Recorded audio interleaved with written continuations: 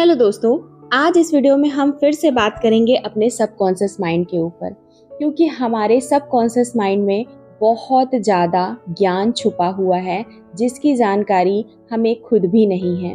अगर हम अपनी कोशिश करके अपने सबकॉन्शियस माइंड को रीप्रोग्राम कर लें तो हमारा सबकॉन्शियस माइंड उसी तरीके से काम करने लग जाएगा जैसा कि हम उसको करवाना चाहते हैं। और इस सबकॉन्शियस माइंड में इतना ज़्यादा ज्ञान छुपा हुआ है कि जिसकी कल्पना आप खुद भी नहीं कर सकते हैं। मेरी पिछली वीडियोस भी आप जाके देखिएगा। सारी ही वीडियोस अभी मैंने जो लास्ट 3 वीडियोस डाली हैं वो सबकॉन्शियस माइंड के ही ऊपर बन रही हैं, और अभी एक सीरीज़ चलेगी पूरी सबकॉन्शियस माइंड को ही लेके, ताकि आप अपने सबकॉन्शियस माइंड को और भी बेहतर तरीके से जान पाएँ और आपको ये मदद मिल पाए कि कैसे आप इसको रीप्रोग्राम करके आप अपने तरीके की लाइफस्टाइल जी सकते हैं सबकॉन्शियस माइंड को रीप्रोग्राम करके।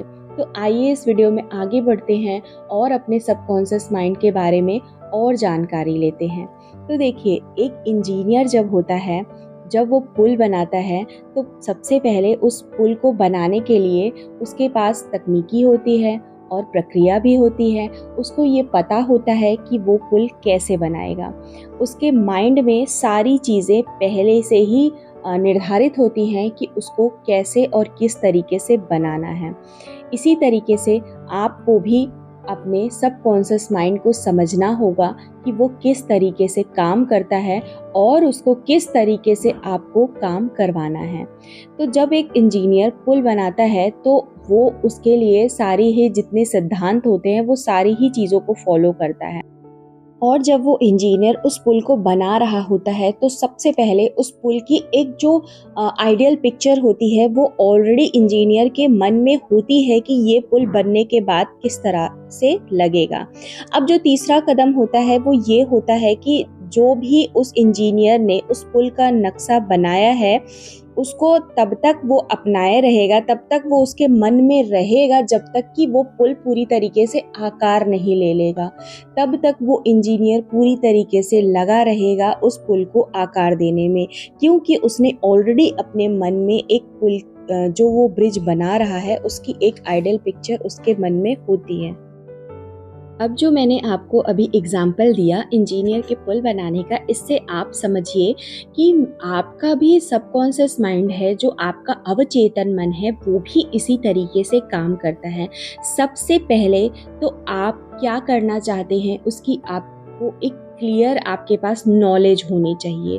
जैसे कि वो इंजीनियर पुल बनाना चाहता था तो उसके लिए उसके पास तकनीकी थी, उसकी प्रक्रिया थी, सेम इसी तरीके से आपको अपनी लाइफ में क्या करना है, सबसे पहले आपको वहाँ क्लियर होना पड़ेगा। क्लियर होने के बाद आप उस चीज़ को समझेंगे कि अगर आप उस फील्ड में जाना चाहते हैं, चाहे वो कुछ भी हो सकता है, आप करियर अपना बनाना चाहते हैं, आप मनी अर्न करना चाहते हैं, तो आपको उसके बारे में जानकारी हासिल करनी होगी। उसके बाद एक आइडियल पिक्चर आपको अपने मन में उस चीज़ की बनानी पड़ेगी कि आप अपने आप को किस जगह पे देखना चाहते हैं, या फिर अगर आप किसी अच्छे रिलेशनशिप को चाहते हैं तो उसकी एक इमेज आपके मन में होनी चाहिए उस आइडियल रिलेशनशिप की। फिर उसके बाद प्रक्रिया शुरू होगी उसको पूरी करने की। इसका मतलब कि आपके सबकॉन्शियस माइंड को पूरी जो है इंफॉर्मेशन चाहिए, सारी एक आइडियल पिक्चर चाहिए कि आपको अपनी लाइफ में क्या चाहिए। फिर आपका सबकॉन्शियस माइंड पूरी तरीके से काम करने के लिए तैयार हो जाता है। इस चीज़ को एक और एग्जांपल से समझते हैं कि अगर आप अपना घर बनाने जा रहे हैं तो आप और आपके फैमिली वाले बहुत ज़्यादा एक्साइटेड होते हैं उस घर के लिए। उस मैप आपके पास आता है आपके घर का, आप लोग उस मैप को देख के बहुत ही ज़्यादा एक्साइटेड होते हैं और आपके मन में एक इमेजिनरी हो जाती है कि आपका घर किस तरीके से होगा उस मैप को देख के। अब आप ये सुनिश्चित करेंगे कि बिल्डर जो है उसी नक्शे के अनुरूप काम करे, जैसा वो नक्शा है उसी तरीके से वो काम करे। अब आप जो उसमें सामग्रियां लगने वाली हैं, अब आप उसका निरीक्षण करेंगे और सबसे उत्तम लकड़ी का, स्टील का और हर चीज़ आप चुनेंगे जो कि आपके घर में लगने वाली है। अब आप ये बताइए कि आपके मानसिक घर, खुशी और प्रचुरता के नक्शे के बारे में आपका क्या विचार है। आपके अनुभव और सभी कुछ जो आपके जीवन में होता है वो आपके मानसिक निर्माण ईंट और पत्थरों की प्रकृति पर निर्भर करता है, जिन्हें आपने अपने मन के घर को बनाने में प्रयोग किया है। तो अगर आपके मानसिक घर जो आपका है, अगर उसका जो नक्शा होगा वो हमेशा डर वाला होगा, चिंता वाला होगा, परेशानी वाला होगा या कमी वाला होगा, तो जो आपका घर का निर्माण होगा वो आप कैसे समझते हैं कि वो बेहतर तरीके से होगा? जैसा आप सोचेंगे आपको वैसी ही चीज़ें मिलेंगी। मेरा ये एग्ज़ाम्पल देने का एक मकसद ये था कि आप उस चीज़ को बेहतर तरीके से समझ पाएँ, अपने सबकॉन्शियस माइंड को बेहतर तरीके से समझ पाएँ, ताकि आप अपने कॉन्शियस माइंड से अच्छी चीज़ें करें जिसकी वजह से आपके सबकॉन्शियस माइंड को अच्छा मैसेज जाए। जब आप एक घर का निर्माण करते हैं तो उस घर के निर्माण से पहले ही आप और आपकी फैमिली वाले बहुत ज़्यादा एक्साइटेड होते हैं। आप उस मैप को देखते हैं, फिर आप इमेजिन करते हैं कि आपका घर ऐसा होगा, बिल्डर के पास आप जाते हैं, आप सारी चीज़ें श्योर करते हैं देख के कि सारी चीज़ें आपके घर में अच्छी लग रही हैं या नहीं लग रही हैं। सेम इसी तरीके से आप अपने सबकॉन्शियस माइंड का ख्याल रखिए। जब आप कॉन्शियस माइंड से अच्छी चीज़ें सोचेंगे, देखेंगे और करेंगे तो जाहिर सी बात है आपके सबकॉन्शियस माइंड को भी अच्छा मैसेज जाएगा। इसलिए जब आपका जो मानसिक घर आप बना रहे हैं उसमें भी आप डर, परेशानी या चिंता बिल्कुल भी मत रखिए। ये चीज़ें करने से आपको क्या मिलेंगी? अगर कुछ पॉजिटिव सोचने से, पॉजिटिव चीज़ें देखने से चीज़ें बेहतर हो रही हैं तो आपको वैसा करना पड़ेगा।